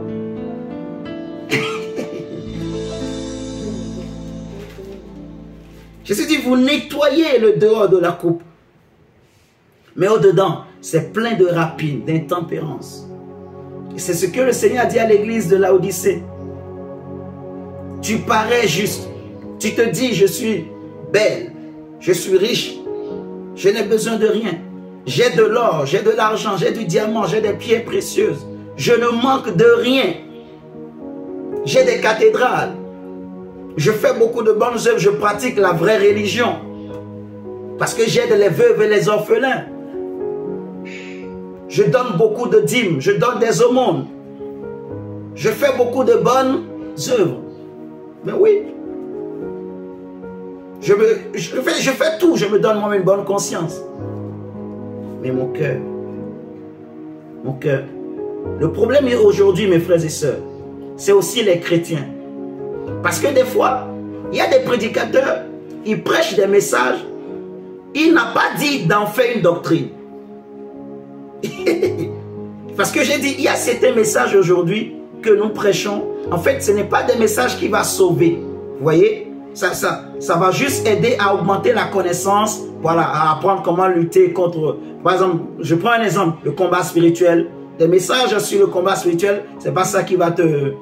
il y a certains messages sur le combat spirituel, c'est pas ça qui va te sauver. Ça va t'apprendre comment combattre le diable. D'ailleurs, j'ai un message que le Seigneur m'a donné sur ça, que je pensais que j'allais nous partager ce soir, mais le Saint-Esprit a changé. Donc, on en parlera. Mais ça va nous apprendre comment il faut prier. Mais ce n'est pas salutaire. Vous voyez, la Bible dit que l'obéissance vaut mieux que les sacrifices. Dieu veut qu'on soit obéissant, que nos cœurs se convertissent, que nos cœurs changent, mes chers amis. Vous voyez, il y a un voile, il y a un voile. Déjà avant que Jésus n'arrive, il y avait déjà un voile sur les nations. Regardez Ésaïe avec moi, Ésaïe 25. Jésus dit, vous ressemblez à des sépulcres blanchis. Les pharisiens, c'est premièrement nous qui avons la connaissance. Nous qui aimons tellement prêcher les autres, mais on ne se prêche pas nous-mêmes. Oh Dieu, pardonne-nous, sauve-nous. Nous qui aimons, on est les premiers à condamner les autres, à juger même les autres, à les pointer de doigt, mon diable. Nous les prédicateurs, on est les premiers à donner des leçons aux autres. Mais des fois, ce que nous prêchons aussi, on ne les met pas en pratique. Oh Dieu, sauve-nous. C'est ça les pharisiens aujourd'hui. En apparence, les gens nous prennent pour des saints. Mais en réalité, beaucoup d'entre nous, on est faux. Vous voyez, c'est ça, nous les pharisiens aujourd'hui. Les pharisiens, c'est ces genres de prédicateurs, ces genres de chrétiens, en fait, ils sont les premiers à juger, à sauter. Dès qu'il y a une occasion qui se présente, s'il y a jamais il y a un frère qui commet une erreur, ils sont les premiers à sauter. Paf! Ils cherchent qui est tombé, ils cherchent qui est tombé, ils cherchent qui est tombé, qui a commis une erreur là. Paf! Ils sont les premiers, ils veulent que tout le monde sache que c'est eux qui sont les meilleurs, c'est eux qui sont saints, c'est eux qui sont justes. Tu m'entends, mon diable? Oui, mon évangéliste. C'est comme ça, nous les pharisiens, il y en a beaucoup. Je dis nous, pour que voilà, bon, ce ne soit pas comme un message que je presse seulement les autres. Vous voyez? Donc, beaucoup, malheureusement, sont comme ça. Nous sommes comme ça aujourd'hui. Et Jésus dit, vous ressemblez à des sépulcres blanchis. C'est-à-dire en apparence pure. Hein? Il y a des églises, tout le monde s'habille en blanc. Les pasteurs en blanc, tout le monde en blanc. Comme pour dire que tout le monde est pur. Alors que dans des églises, il y a des sorciers. Surtout les grandes églises que vous voyez là. Les grandes cathédrales. Il y a des églises, des fois, le diable peut envoyer ses agents. Des fois, le diable aussi peut être au milieu. Là. Jésus a dit à Pierre, arrière de moi, Satan. Des fois, il y a des hommes Satan qui peuvent être là derrière le pasteur ou derrière une soeur ou un frère pour le détourner du droit chemin au milieu de nous, au milieu dans les églises. Mais tout le monde est habillé en blanc. Tout le monde voilà, a des lunettes. Tout le monde, en fait, tout est beau, quoi. Je ne sais pas comment je vais dire. On fait les choses. Donc, les chrétiens aujourd'hui regardent beaucoup l'apparence. Vous voyez, l'apparence. Et nous sommes dans un temps aujourd'hui où la technologie est tellement avancée. Donc, même les vidéos qu'on met sur Internet, quand tes vidéos ne sont pas jolies, les gens ne vont pas trop aimer regarder. Il faut que tu cherches des astuces. Ça donne des mots de tête même aux hommes, aux hommes de Dieu. Il faut trouver des idées pour faire pour que la vidéo soit attirante. Maintenant, quand tu mets sur YouTube, il faut chercher des titres. Il y en a, ils cherchent des titres attirants. C'est pour ça qu'il y a des journalistes. Il met un message seulement, il met un titre qui va attirer les gens. Ah, Majabou. Tout le monde court. Ah, Majabou, Majabou. Quand tu lances la vidéo, il n'y a rien de Majabou dedans. Vous n'avez jamais vu ça? Mon frère Widé, tu rigoles, hein? Mais c'est la vérité. Il y a des vidéos comme ça. En fait, le titre qu'on a mis, ce n'est pas ce qui est dans la vidéo. Donc, le monsieur, il sait que c'est comme ça YouTube. Pour attirer les gens, pour les pousser à cliquer, il faut leur mettre un titre attirant. Donc, il y en a, voilà, ils ne sont pas chrétiens. Donc, ils mettent des titres comme ça seulement pour attirer des journalistes connus. Donc, aujourd'hui, ça donne des mots de tête. Donc, les chrétiens, en fait, les hommes, c'est ce qui frappe à l'œil qu'on cherche. Ce qui frappe à l'œil, ce qui frappe à l'œil, ce qui attire les regards. On cherche, on cherche. Seigneur nous aide. Regardons Ésaïe 25. Ésaïe chapitre 25.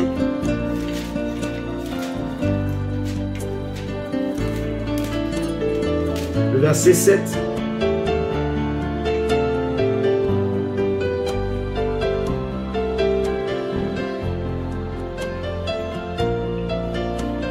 Ésaïe 25, verset 7, il est dit, et sur cette montagne, il anéantit le voile qui voile tous les peuples, la couverture qui couvre toutes les nations. Vous voyez? Donc, il y avait un voile qui couvrait tous les peuples, une couverture spirituelle qui, voilà, il y avait un voile qui voilait tous les peuples, une couverture qui couvrait tous les peuples, qui les empêchait de connaître le vrai Dieu. Vous voyez? Et dans 2 Corinthiens 4, puisque le thème est tiré de 2 Corinthiens 3, si vous regardez dans 2 Corinthiens 4, Paul va parler de ce voile, qui est, on a vu dans Ésaïe 25, de cette couverture. Paul dit que si notre évangile est encore voilé, il est voilé pour ceux qui périssent. Vous voyez? Si l'évangile est voilé, il est voilé pour ceux qui périssent. Pour les incrédules dont le Dieu de ce siècle a aveuglé l'intelligence afin qu'ils ne visent pas briller la splendeur de l'évangile, de la gloire de Christ qui est l'image de Dieu. Donc, ce voile, cette couverture qui couvre les nations, ce voile qui couvre les nations, qui couvre les peuples, c'est l'œuvre du diable. Vous voyez? C'est le diable qui met en place ce voile. C'est le diable qui met en place cette couverture pour que les cœurs ne se convertissent pas, pour fermer l'intelligence des hommes, pour voiler, pour rendre lourd l'intelligence des hommes. Pour que les gens, c'est comme un poids sur leur intelligence. C'est comme si on a fermé leurs yeux. Jésus dit, ils ont les yeux mais ils ne voient pas, ils ont des oreilles mais ils n'entendent pas. Vous voyez? Et beaucoup d'hommes aujourd'hui n'arrivent pas à se convertir parce qu'il y a comme ce voile. Et c'est seulement quand les cœurs se convertissent que ce voile est ôté. Et il n'y a que la parole de Dieu, l'évangile qui a la puissance par le Saint-Esprit d'ôter ce voile. C'est pour ça que Jésus dit, nul ne peut venir à moi si le Père ne l'attire. Vous voyez? Donc, il y a un voile universel qui existe normalement. Maintenant, Jésus dit à Pierre, dans Luc 22, on va finir bientôt. Luc chapitre 22, le verset 31.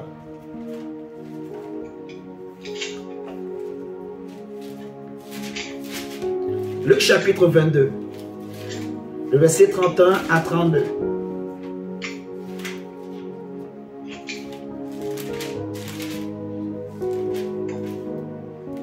Jésus dit, le Seigneur dit, Simon, Simon, Simon, Simon, dis avec moi, Simon, Simon. Simon. Répète encore. Simon, Simon. Répète encore. Simon, Simon. Merci. Donc, Simon, Simon, Satan vous a réclamé. Oh my God. Il dit, Satan vous a réclamé. Attends. C'est-à-dire, là où tu es chrétien, mais est-ce que tu sais que le diable peut te réclamer à Dieu? Il peut réclamer à ce que tu restes voilé. Il peut réclamer à ce que Dieu le laisse te voiler, t'aveugler. Dieu le laisse t'envoûter, il réclame. Jésus dit, Satan vous a réclamé. Waouh! Waouh! Satan vous a réclamé. Simon, il ne parlait pas seulement de Simon. Il parlait de tous les disciples. Est-ce que vous m'entendez ce soir? Il dit, Satan vous a réclamé pour vous cribler comme le froment. Mes chers amis, pour vous cribler, de vous flécher comme bien. Comme ça, il va dire à Dieu, on va voir si vraiment il t'aime. On va voir vraiment s'ils vont garder la saine doctrine. On va voir s'ils vont rester dans la simplicité de l'évangile. S'ils ne vont pas commencer par se compliquer eux-mêmes la vie. Il va dire, Seigneur, laisse-moi. Comme il a fait avec Job. Jésus dit, Satan vous a réclamé pour vous cribler. Comme le froment. Verset 32. Mais, et ça c'est fort, ça c'est bien. Il dit, mais j'ai prié pour toi, afin que ta foi ne défaille point, et toi, quand tu seras converti, quand toi tu seras converti, affermi aussi tes frères. Donc, il y a deux vérités ici, même trois je dirais. Le diable peut nous réclamer. Il ne faut pas croire qu'on est à l'abri. Ce n'est pas parce qu'on est apôtre qu'on ne peut pas tomber dans le voile, qu'on ne peut pas tomber dans le piège du diable. Ce n'est pas parce qu'on s'appelle prophète. Vous m'entendez ce soir? Que le diable ne peut pas réussir à nous séduire et nous amener à tomber dans la distraction, dans la séduction. On pense qu'on est toujours dans la vision.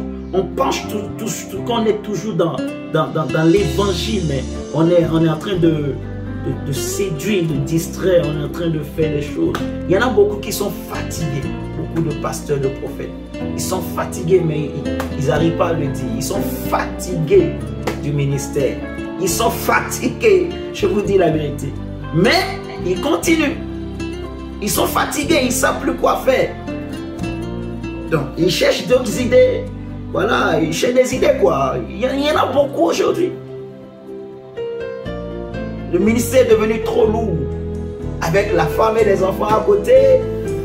En plus, c'est bientôt la rentrée. Je sais quoi encore. Il faut payer les loyers. Mon diacre, il faut payer les charges, il faut payer les impôts.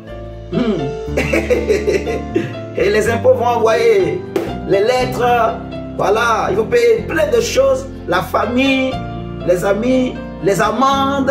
Si tu te gardes mal, les mamies des quartiers vont appeler la police. Trop de soucis dans la tête. Et il y a beaucoup d'hommes de Dieu, je vous dis, qui sont fatigués. La femme prend la tête au mari. Le mari voit le ministère et la femme, il est fatigué, il en a marre. Il est fatigué à cause des attaques de sorcellerie. Il ne dort pas la nuit. Les gens sont fatigués. Beaucoup d'hommes de Dieu, je vous dis. Ils sont fatigués. Mais ils n'ont pas le courage de le dire. Et ils ne peuvent plus s'arrêter. Ils ne peuvent plus faire demi-tour. Ils ont déjà commencé. Beaucoup sont épuisés. Beaucoup n'en peuvent plus. Donc, ils cherchent des idées. Il y en a qui cherchent à se cacher. Il y en a qui cherchent... Les gens cherchent plein d'idées. Mes chers amis, la conversion. Jésus dit, Satan vous a réclamé.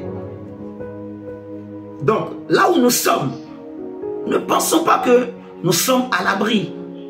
Vous voyez, Dieu nous aime, Dieu nous protège, Dieu nous garde. Mais le diable peut aussi réclamer. Pourquoi il réclamait les apôtres? Pourquoi il réclamait les disciples? Jésus dit, pour vous cribler. Vous criblez. Donc vous êtes le gibier. Lui prend son arme. Des balles partout. Des balles dans les mains, dans les pieds, dans la tête, dans les yeux, dans le narine, les partout. Des balles. Comme le froment.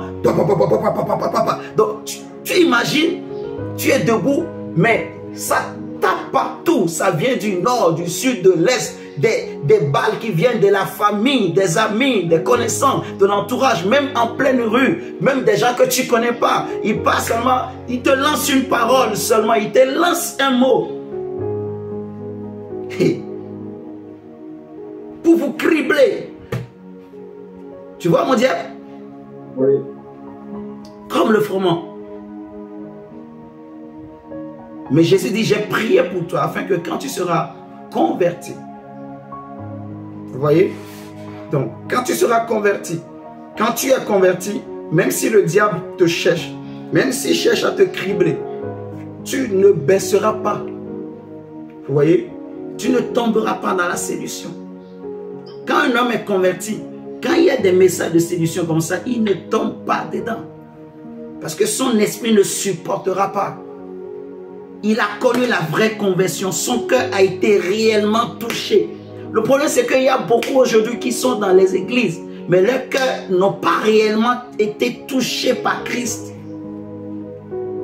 Vous voyez? Donc, ils sont convertis, mais c'est une conversion en apparence.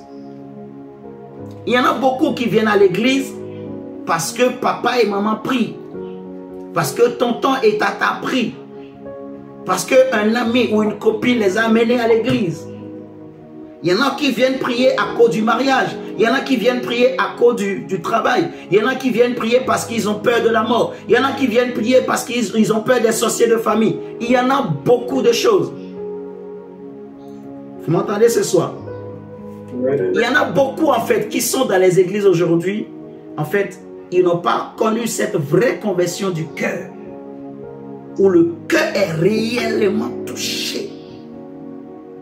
Et ça, il faut chercher. Ça, c'est dans le secret. Cette conversion dont je parle, ce n'est pas en public. Vous m'entendez? C'est en public. Il faut chercher Dieu comme on est en train de faire cette semaine. Il faut chercher Dieu, c'est en secret. Où Dieu viendra toucher ton cœur. Où le Saint-Esprit touche ton cœur. Il te fait réaliser combien tu es mauvais, mauvaise. Tu es égoïste, hypocrite. Tu es méchante. Je vous dis. Parce que beaucoup d'entre nous, nous prions, mais beaucoup ne savent pas que l'homme est méchant, l'homme est mauvais. Je vous dis, nous les hommes, nous sommes mauvais. Quand je dis nous les hommes, je ne parle pas des garçons seulement. Je dis hommes grand âge. Donc, garçons et filles. L'humanité est mauvaise. Méchante. Jérémie dit, le cœur de l'homme est tortueux. Qui peut le connaître? Qui peut le sonder? L'homme est méchant. Je vous dis la vérité. Donc, si on n'a pas reçu cette conversion du cœur, ça va être compliqué. Le voile, ça part, mais ça va revenir. Ça part, ça, il y aura toujours des choses. Il y aura toujours des choses. Mais quand le cœur est converti, on devient solide, on devient affermi. On ne peut plus être ébranlé, emporté en tout vent de doctrine. Non. On est sur nos gardes. On est sur le qui-vive. Vous voyez, comme un chien méchant. On n'accepte plus de manger n'importe quoi. Non. On peut nous présenter n'importe quelle viande. On ne saute pas pour commencer par manger. Non. Parce que le chien qui n'est pas méchant, donne-lui n'importe quoi. Il mange. Mais le chien méchant, avant même que toi, tu t'approches de lui pour lui donner à manger, tu sais comment ça se passe, hein? Toi, mais quand tu vois ses dents, tu as peur. Tu as peur. Tu balances de loin. En plus, tu balances, il saute, il va te mordre. Il ne veut pas ta nourriture. Il ne mange pas n'importe quoi. Il ne mange pas la nourriture de n'importe qui. S'il ne te connaît pas, si tu n'es pas son maître, ah là, c'est encore grave. Donc, on est un homme converti, il est sur le qui-vive. Il est sur le qui-vive. C'est-à-dire, il ne se laisse pas emporter comme ça. Non. Il ne regarde pas à l'apparence. Ce n'est pas parce que ça brille, ah, waouh, ça dit des choses là, ça... Il y a des choses, je ne veux pas trop parler. Mais, mes chers amis, pour finir, convertissons-nous. Amen. Convertissons-nous, sincèrement. C'est seulement quand nos cœurs seront convertis, circoncis. Comme le Seigneur dit, j'ôterai le cœur de pierre et je leur donnerai un cœur de chair. Amen. Nous allons prier le Seigneur. Que le Seigneur nous donne un cœur nouveau. Tu vas examiner ta conversion. Mon frère, ma soeur, comme moi-même j'ai fait et je fais encore. Examinons notre conversion. Comment nous nous sommes convertis? Est-ce que c'est une conversion en apparence ou bien c'est une conversion du cœur? Parce que Dieu ne veut pas une conversion en apparence. Est-ce que nous sommes attachés à des choses qui sont utiles, essentielles, ou nous sommes agités à tout vent de doctrine? On court à gauche, à droite pour manger tout. On court à gauche, à droite pour écouter tout. Il y a des messages aujourd'hui qui viennent voiler l'esprit de l'homme. Est-ce que nous sommes de ceux-là qui écoutent tout, qui sommes séduits par plein de messages sur Internet, ou bien on s'est trié?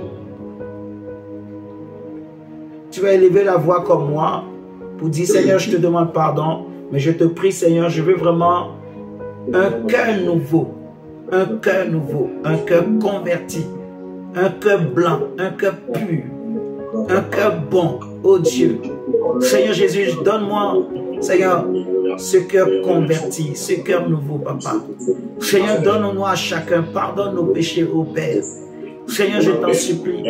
Ce message, Père, premièrement, est pour moi-même. Ce message, Seigneur Jésus, est pour moi-même, oh Dieu. Seigneur, je ne suis pas encore arrivé, Yahweh. Je te demande pardon, Père. Seigneur, je t'en supplie. Je veux être réellement converti. Seigneur, c'est vrai que j'ai vécu des choses avec toi. Le Seigneur, je ne veux pas me séduire moi-même. Non. Je ne veux pas penser que, Seigneur, je suis arrivé. Non. Seigneur, je t'en supplie. Je te prie ce soir de toucher encore mon cœur, de toucher le cœur de chaque frère, de chaque soeur du Centre missionnaire mondial pour Jésus-Christ, de toucher le cœur de chaque frère, de chaque soeur qui va nous suivre, Seigneur. Je te prie, Papa, de nous donner un cœur nouveau, de nous donner le cœur de Dieu, de nous donner un cœur bon, de nous donner un cœur rempli de foi, un cœur rempli du Saint-Esprit. Seigneur, change nos cœurs, ô Dieu. Seigneur, enlève-nous le cœur de pierre. Seigneur, enlève-nous le cœur hypocrite. Seigneur, enlève-nous le cœur orgueilleux. Seigneur, enlève-nous le cœur méchant. Oh Seigneur, change nos cœurs. Remplis nos cœurs de ton esprit ce soir. Remplis nos cœurs de ta présence, Seigneur. Remplis-nous de la foi qui sauve, Yahweh. Oh Seigneur, nous te supplions, Adonai, que Seigneur, tu changes nos cœurs éternels. Que Seigneur, tu changes nos cœurs éternels. Que Seigneur, tu changes nos cœurs éternels. Que Seigneur, tu nous donnes un cœur nouveau, Jésus. Oh Seigneur, nous te supplions, Yahweh. Nous te supplions, Éternel. Nous te supplions, Éternel. Nous te supplions, Éternel. Que Seigneur, tu changes nos cœurs. Que Seigneur, tu changes nos cœurs, oh Dieu. Seigneur, donne-nous un cœur nouveau. Seigneur, comme tu as dit, ôte le cœur de pierre, ôte le cœur méchant en moi. Oh, je t'en supplie, Yahweh. Seigneur, change mon cœur, Père. Seigneur, donne-moi un cœur bon, un cœur plein d'amour, un cœur plein d'humilité, un cœur simple, Yahweh, un cœur qui n'est pas égoïste, un cœur qui n'est pas hypocrite, un cœur qui n'est pas jaloux, un cœur qui n'est pas emporté à tout vent de doctrine, un cœur qui n'est pas séduit, un cœur qui n'est pas idolâtre, Père.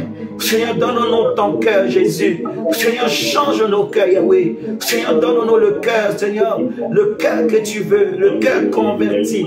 Oh Seigneur, nous te supplions. Seigneur, nous te supplions, Yahweh. Donne-nous ce cœur pur, oh Dieu. Donne-nous ce cœur bon, Yahweh. Oh Seigneur, change nos cœurs, Jésus.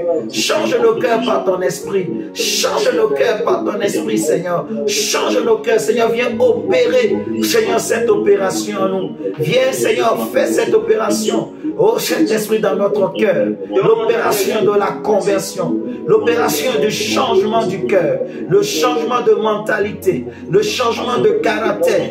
Le changement de langage. Le changement de pensée. Le changement de comportement. Le changement d'attitude. Oh Seigneur, donne-nous un cœur nouveau. Oh Seigneur, donne-nous un cœur nouveau. Donne-nous un cœur vivant. Le cœur qui aime Dieu, Seigneur. Le cœur qui craint Dieu. Un cœur qui te sert. Un cœur qui t'aime, oh Dieu. Seigneur, change mon cœur, Jésus. Oh Seigneur, je t'en supplie, Papa. Donne-moi un cœur nouveau, Yahweh. Le cœur qui prie. Le cœur qui est attaché à la sainte doctrine, à la vérité, Seigneur.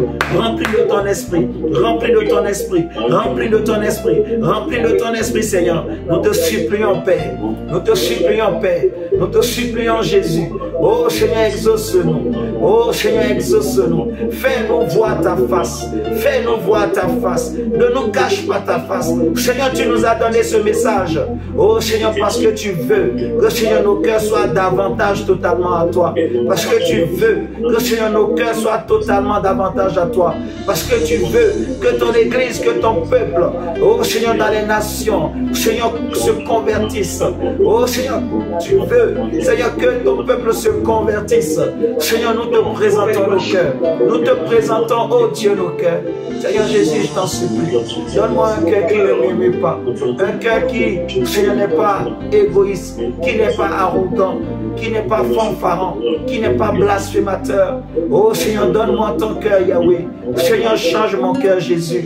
Seigneur, délivre-moi. Délivre-moi de tout voile. Pendant que tu pries, demande à Dieu de te délivrer de tout voile du diable. Dis Seigneur, protège-moi contre les balles du diable. Dis là où le diable me cherche. Là où le diable me cherche pour me cribler de balles. Dis Seigneur, affermis-moi, affermis-moi, affermis-moi, affermis-moi, affermis-moi. Dis Seigneur, affermis-moi. Délivre-moi du voile des nations. Du voile qu'il y a sur les peuples. Du voile qu'il y a sur les peuples. Délivre ma famille de ce voile. Délivre ma famille de cette couverture qui est sur les familles, qui est sur les peuples, qui est sur les nations. Délivre ma famille, délivre mon mariage, délivre mon foyer de cette couverture. Au nom de Jésus-Christ, dis Yahweh, délivre-moi de tout mal. Délivre-moi de toute couverture diabolique, de toute couverture sorcelérique, de toute couverture maléfique, de toute couverture diabolique. Dis à Dieu de nous délivrer. Prie le Seigneur de te délivrer, de délivrer ta famille, de délivrer ta maison, de délivrer ton foyer, de délivrer ton couple, de délivrer tes projets. Que le Seigneur délivre de toute couverture de sorcellerie. Que le Seigneur délivre de tout balle, là où le diable cherche à cribler ta famille, à cribler tes enfants, à cribler tes parents, à cribler tes frères et sœurs. Dis Seigneur, protège-nous. Seigneur, protège-nous. Là où le diable nous cherche, là où le diable nous cherche, dis à Dieu, Seigneur, souviens-toi, il est écrit dans Apocalypse de ne pas toucher à l'huile et au vin. Dis Seigneur, souviens-toi, comme tu as prié pour Jésus, comme tu as prié plutôt pour Pierre. Dis Seigneur, garde-moi aussi, comme tu as gardé Pierre. Garde-moi que je ne défaille point. Garde-moi que ma foi ne défaille point. Garde-moi que ma foi ne baisse pas. Garde-moi que ma foi ne faiblisse pas. Que je reste ferme, que je reste fidèle, que je reste debout. Prie le Seigneur au nom de Jésus. Oh Seigneur, garde-nous, garde ma foi. Garde la foi de mon frère, de ma soeur. Garde-nous Seigneur, protège-nous, délivre-nous de cette couverture qu'il y a sur les nations, de cette couverture qu'il y a sur les peuples, toute couverture du diable, toute couverture du prince de ce monde, pour aveugler l'intelligence des hommes, pour les empêcher de voir briller la splendeur de l'évangile de Christ. Seigneur, délivre ma famille. Seigneur, délivre nos familles. Nous te supplions au nom de Jésus, de même que tu as protégé Pierre, Seigneur, là où le diable le réclamait. Seigneur, nous te prions contre les réclamations du diable, les réclamations de famille, les réclamations des esprits de famille, là où, Seigneur, les sorciers de nos familles nous réclament. Seigneur Jésus, affermis-moi. Prie que le Seigneur te protège, comme Jésus a protégé Pierre, comme Jésus a gardé Pierre, là où la famille réclamait Pierre, là où les sorciers de famille réclamaient Pierre. Pierre. Là où le diable réclamait Pierre, Jésus a prié pour lui. Jésus a protégé Pierre. Jésus a veillé sur Pierre. Dis Seigneur, comme tu as protégé Pierre et la famille de Pierre, protège-moi et ma famille. Affermis-nous. Garde-nous Jésus. Garde nos familles Yahweh. Oh, nous te supplions Seigneur, que nous ne défaillons point. Que ma foi ne défaille point. Que nos foi ne baisse pas Yahweh. Que Seigneur, notre foi ne défaille pas Seigneur. Seigneur, garde notre foi ferme. Seigneur, garde notre foi ferme. Oh Seigneur Dieu, nous te supplions. Délivre-nous de tout voile. Délivre-nous de ce voile. De toute forme de voile. De toute voile de religion. De toute voile de tradition. De toute voile de coutume. Seigneur, délivre nos esprits. Seigneur, délivre nos âmes. Seigneur, délivre nos corps. Seigneur, délivre nos familles. Seigneur, délivre nos projets. Du voile de la sorcellerie. Du voile des ténèbres. Du voile de la religion. Oh Seigneur, délivre nos yeux. Délivre nos yeux de tout voile. Délivre nos oreilles de tout voile. Oh Seigneur Jésus, délivre-moi. Délivre-moi Jésus. Délivre-moi Yahweh. Shanga baba baba baba. Rekaya baba baba baba. Shakaya baba basa. Yahweh, Yahweh, Yahweh, Yahweh, Yahweh, Yahweh, Yahweh. Seigneur, délivre, délivre, délivre, délivre. Là où le diable réclame, délivre. Là où le diable réclame, délivre, Yahweh. Là où le diable réclame nos familles, délivre, Seigneur. Là où le diable réclame, délivre. Là où Satan réclame, délivre. Là où Satan réclame, délivre. Protège Jésus. Protège ma famille. Protège mon foyer. Protège cette œuvre. Protège le centre missionnaire mondial pour Jésus-Christ contre les réclamations. Oh Seigneur Dieu, nous te supplions. Seigneur Jésus, protège. Oh Seigneur, protège. Oh Seigneur, protège. Oh Seigneur, protège. Protège par ton Saint-Esprit. Protège par ton Saint-Esprit. Protège Seigneur Jésus. Protège Seigneur. Il est dit celui qui s'abrite tout près du Très-Haut repose à l'ombre du Tout-Puissant. C'est à ton ombre que nous venons nous cacher Seigneur. Protège-nous Seigneur. Sous ton abri. Protège-nous Père. Garde-nous Père. Garde-nous Seigneur. Garde-nous Yahweh. Nous te supplions éternel. Nous te supplions éternel. Nous te supplions éternel. Nous te supplions éternel. Merci Seigneur de nous garder. Merci Seigneur de nous garder. Au nom de Jésus-Christ. Au nom de Jésus-Christ.